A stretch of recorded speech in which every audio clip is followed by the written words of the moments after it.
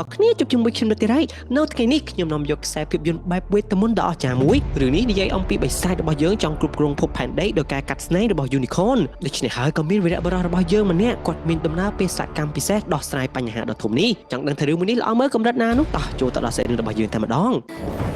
Boost Strong ញ៉ាំ Boost Strong ឆ្ងាញ់ជាងគេ ចាប់ផ្ដើមរឿងរបស់យើងដំបូងបង្ហាញឲ្យឃើញទស្សនភាពមេកំពុងតែងងឹតនៅក្នុងព្រៃដ៏ជ្រៅហើយស្ងាត់ជ្រងំយើងក៏ប្រទះឃើញនរណាគេម្នាក់នឹងដើរមួយហើយលបអញ្ចឹងម្នាក់នេះគឺគាត់មិនមែនជាមនុស្សទេតែគាត់គឺជាអំបូរ Goblin ដែលមានឈ្មោះថា Blick អញ្ចឹងគ្នាយើងដឹងស្រាប់ហើយអំបូរ Goblin គឺមិនអាចនៅក្រោមព្រះអាទិត្យបានទេពីព្រោះព្រះអាទិត្យនឹងសម្លាប់ពួកគេឥឡូវនេះ Blick របស់យើងគឺគាត់ធ្វើដំណើរមកកាន់ព្រះរាជវាំងរបស់ Lord of the Darkness អញ្ចឹង Lord of the Darkness និយាយឲ្យងាយយល់គេហៅថាស្ដេចនៃភាពងងឹតឬមួយខ្ញុំសូមហៅថាស្ដេចនរកតែម្ដងទៅចុះអញ្ចឹងស្ដេចនរករបស់យើងគឺគាត់ឡើងមកលើភពផែនដីហើយមានគោលដៅមួយគាត់បាននិយាយថា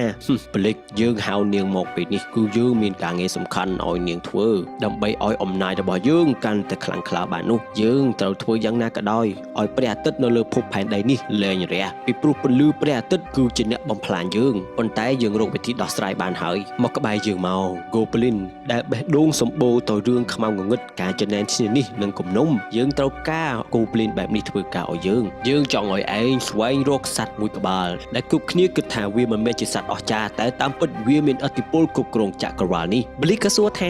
លោកម្ចាស់តើសត្វហ្នឹងមានរូបរាងយ៉ាងម៉េចស្ដេចនៃនរកក៏តបទៅវិញថា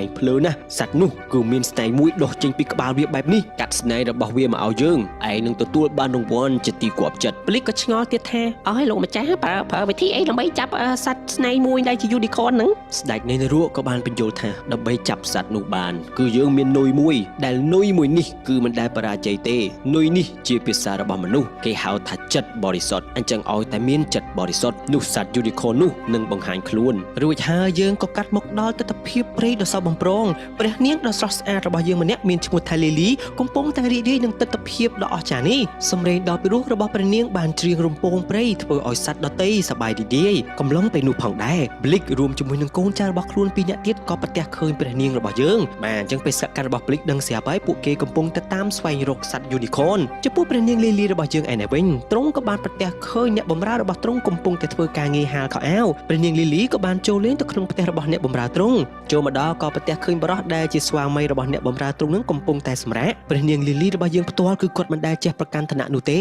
របស់ហូបចុកនៅក្នុងនេះគាត់ហូបបានទាំងអស់តែគាត់ក៏ចាប់អារម្មណ៍ជាមួយនឹងនាឡិកាមួយគ្រឿងសម្លឹងមើលនាឡិកានោះសុកព្រះនាងរបស់យើងក៏ប្រទះឃើញមានទឹកកកយ៉ាងច្រើនរួចហើយអ្នកបម្រើរបស់ទ្រង់ក៏ចូលមកដល់ភ្លាមហើយនិយាយថាព្រះនាង Lily ហិចមិនមកលេងផ្ទះខ្ញុំទៀតហើយអូយទីនេះមិនស័ក្តិសមសម្រាប់ព្រះនាង